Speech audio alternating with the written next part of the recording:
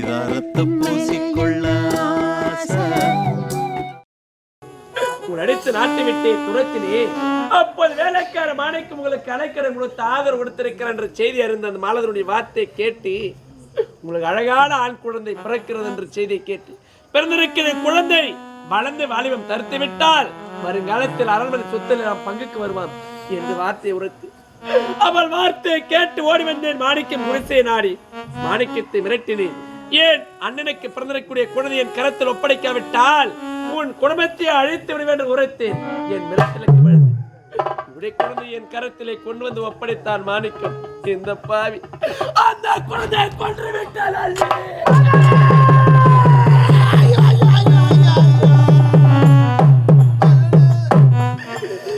கணவனையை இழந்து பிள்ளையை இழந்த பாவி. அம்மா என்னம்மா சொல்றீங்க? நான் இருக்கிறேமா? அம்மா நான் பெற்றெடுத்த பிள்ளை இறந்து விட்டானா? என்னது? நான் யாருமா? எனக்கே தெரியவில்லை. உங்களுக்கு தெரியவில்லையா? நான் அனாதையா? நான் பட்ட துன்பம் போல்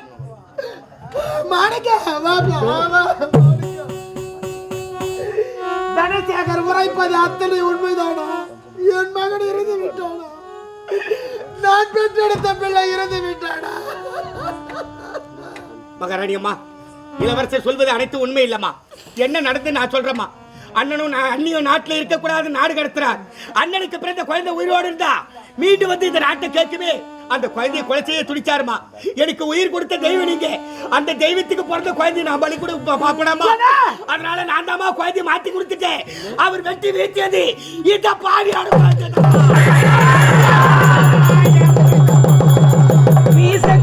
நண்பா உனக்கு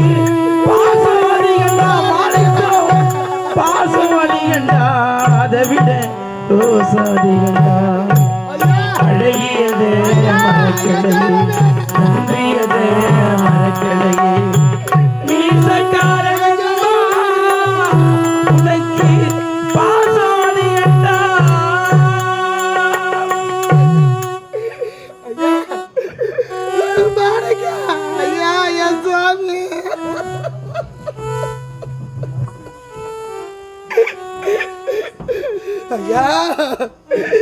அன்று ஒரு நாள் நான் இழந்து நகரம் எடுத்து நாட்டு மக்களை இழந்து எங்குதான் செல்வது என்று தெரியாமல் நான் என்னுடைய கணவரை தனிமரமா தவித்த பொழுது அம்மா நீங்கள் இருவரை எங்கேயும் போக வேண்டாம் தாயே. இந்த மாணிக்க ஏழை குணத்துக்கு வந்து விடுங்கள் என்று எங்க இருவருக்கு அடைக்கலத்தை கொடுத்து ஆதரித்தார். ஆனா என்று நான் பெற்றெடுத்த பிள்ளையை காப்பாற்ற வேண்டும் என்ற ஒரே ஒரு காரணத்திற்காக நீ தவம் இருந்து பெற்றெடுத்த பிள்ளையை பலி கொடுத்து விட்டாய மாணிக்க. ஐயா, வாசனை என்பது சில நிமிடம் வரை, வறுமை என்பது சில காலம் வரை, அழகு என்பது வளர்ந்து உள்ளவரை. ஆனா ஒருவர் மீது அன்பு வைத்து விட்டால் உயிர் உள்ளவரை அவர்களை நடத்திக் கொண்டு இருக்கும் என்று உரைப்பார்களே மாணிக்க.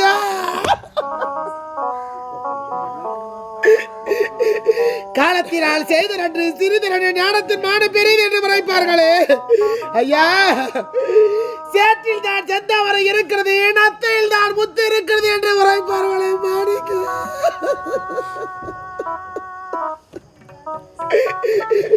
எங்கேயோ பிறந்து எங்கள் அரண்மனையில் காவல்காரனாக வளர்ந்து வாழ்ந்து அன்னமிட்ட காரணத்தினா அம்மா தாயே உன்னுடைய கரத்தான் நான் உணவு புசித்தேன் அம்மா. அந்த நன்றிக்காக நான் பெற்றெடுத்த பிள்ளையை காப்பாற்ற வேண்டும் என்ற ஒரே ஒரு காரணத்திற்காக நீ தவம் இருந்து பெற்றெடுத்த பிள்ளையை பலி கொடுத்து விட்டாயே. ஐயா, என் தெய்வமே, நான் தெய்வத்தை நேரில் பார்த்ததில்லை ஐயா, நான் நேரில் பார்த்ததில்லை ஐயா. 1000 உறவுகள் இருந்தாலும் எனக்கு இப்படி ஒரு உறவு கிடைக்கும் என்று நான் நினைத்து கூட பார்க்கவில்லையே. மாணிக்கா, நீயே உயர்ந்த மனிதர் ஐயா, நீயே உயர்ந்த மனிதர் ஐயா.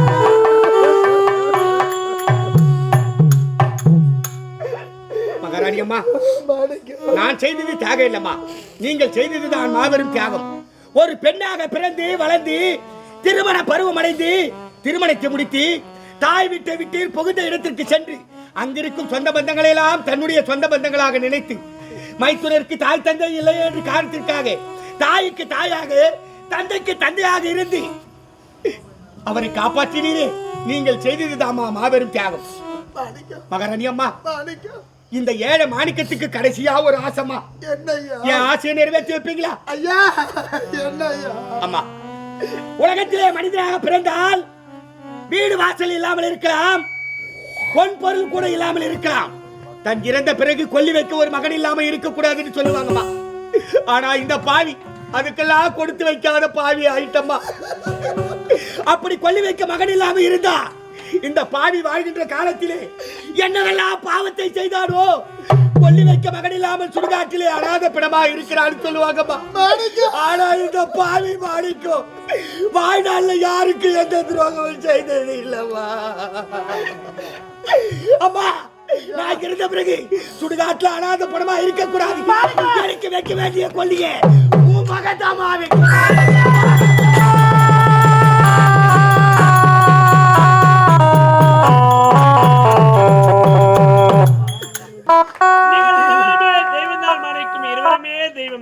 ஏனென்றால் ஏன் அன்னை கரத்தால் ஒருவேளை உணவு உண்டும் என்ற நன்றி விசுவாசத்திற்காக நன்றியை மறவாமல் நீ நினைத்த மகனை கொள்வதற்கு என் கருத்தில் ஒப்படைத்தாய். நீ அல்லவா மனிதன்? ஒரு மனிதனாக பிறந்தால் எப்படியெல்லாம் வாழ வேண்டும் என்பதற்கு விதிவிலக்காக வாழ்ந்தவர் நீ. ஆனால் நான் ஒரு மனிதனாக பிறந்தால் எப்படியெல்லாம் வாழக்கூடாது என்பதற்கு விதிவிலக்கு நான். ஏனென்றால் சிறுவதிலே தாய் தந்தை முகத்தை பாராமல் வளர்ந்த பாவி நான். அந்த மனக்குறையை மனதில் ஏற்படக்கூடிய தாய்க்கு தாயாகவும் தந்தைக்கு தந்தையாகவும் எடுத்து வளர்த்தவர் என் அண்ணனும் அண்ணியும். அப்பற்பட்ட தெய்வங்கள் அடித்து நாட்டை விட்டே துரத்திய பாவி ஆகிவிட்டேன். இருந்தாலும் அண்ணி, இந்த பாவி செய்த தவறுக்கெல்லாம் இந்த பாவியை மன்னித்து விடுங்கள் என்று உரைத்தேன். ஆனால் பெருந்தன்மையோடு என் அண்ணி உரைத்த வார்த்தை என்ன தெரியுமா? மைத்துனா, நான் மைத்துனாக எண்ணி உன்னை வளர்க்கவில்லை, 10 மாதம் கருவரிலே சுமந்து ஈண்டெடுத்த மகனாகத்தான் பாவித்து வளர்த்தேன். அப்படி நான் 10 மாதம் சுமந்து ஈண்டெடுத்த மகன் ஒரு தவறை செய்திருந்தால் நான் மன்னித்திருக்க மாட்டேனா என்று உரைத்தார்கள் எனது அண்ணி. எனக்கு கிடைத்த அண்ணி போல் ஒவ்வொரு இல்லத்திற்கு ஒரு அண்ணி கிடைத்தால் அந்த இல்லமே சொர்க்கத்திற்கு சமம், சொர்க்கம் போல் காட்சியளிக்குமாறு. இருந்தாலும் எத்தனை துன்பங்கள் இன்னல்கள் நேர்ந்த பொழுதிலும் ஏன் மீது இருக்கக்கூடிய அன்பு குறையாமல் வைத்துக் கொண்டிருக்கிறார்களே, இவர்களே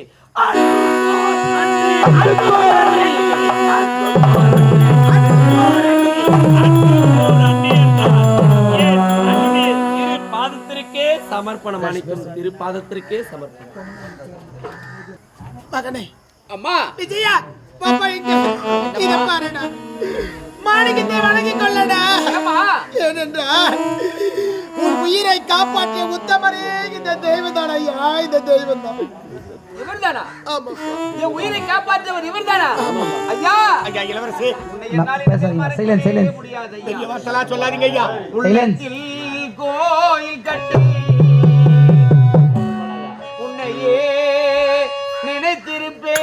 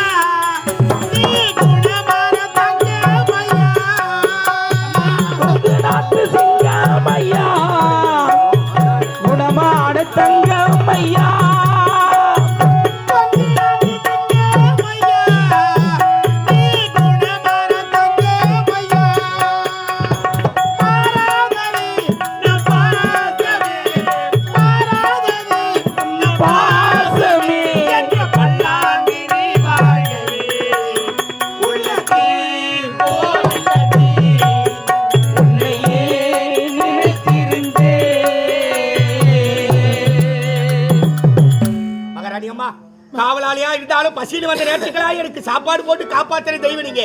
என்னை 10 மாதம் சுமந்து பெற்றெடுத்த தாய் இருந்திருந்தாலும் என்னை இப்படியெல்லாம் காப்பாத்திருப்பாங்களான்னு சந்தேகம் தாம்மா. உண்மைதாம்மா. இதை பாருப்பா. ஆமா. இனி யாரும் கலங்க கூடாதுப்பா. இந்த குடும்பம் அனைவரும் ஒன்று சேர்ந்துட்டோம். ஆமா. இனி யாருமே அழக்கூடாதுமா, அழக்கூடாது. சரிப்பா. யார வராங்களே? மகனே, யாரா இவன்? அம்மா ஆ? கலிங்க நாட்டு இளவரசி. இளவரசியா? ஆமாம்மா, இவன் எதுக்குடா உன்னை தேடி வந்திருக்கா? வேலை தேடி சென்றேன் அல்லவா? ஆமா. அந்த நேரத்தில் சுயவரம் என்று கேள்விப்பட்டு நான் சென்றேன் கலிங்க நாடு. சுயவரத்திலே கலந்து கொண்டேன். கேட்ட கேள்விக்கு விடையளித்தேன். அதனால் என்னையே மணக்க வேண்டும் என்று ஓடி வந்து விட்டாள். மகனே, உண்மைதாம்மா? என்னடா சொல்ற? என்னை கேட்காம முன்னும் திருமணம் நடக்கவே கூடாது. உனக்கு கேட்டுதாம்மா செய்யணும். அப்படியா? ஆமா. அப்படி என்றால் என்னுடைய மருமகளா? இரு இரு. நீ எப்படி மறுபடியும் ஏத்துக்கிற? டேய், அரண்மனையை விட்டு விட்டு சொந்த பந்த உற்றார் உறவினர் தாய் தந்தை அனைவருமே விட்டு விட்டு உன்னையே நம்பி வந்து விட்டார். யார் வர சொன்னது? விலகுடா.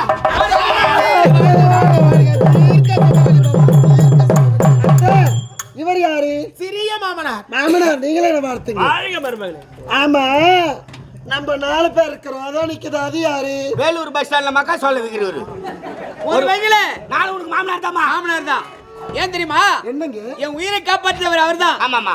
அவரே இல்லனா நான் செத்துட்டு ஏமா இருப்பேன். பேந்து நாய் பேந்து முருங்க காலையில இல்ல சொன்னாங்க அம்மா தான். கல்யாணம் பண்ற நேரத்துல ஏமா, சொல்றீங்க. நம்ம கும்பலு பெரிய கும்பலு. நம்ம கொத்து பெரிய கொத்து மாமா. மாமனார் நீங்களே என்ன வார்த்தைங்க? நல்லா இரு மறுபடியும்.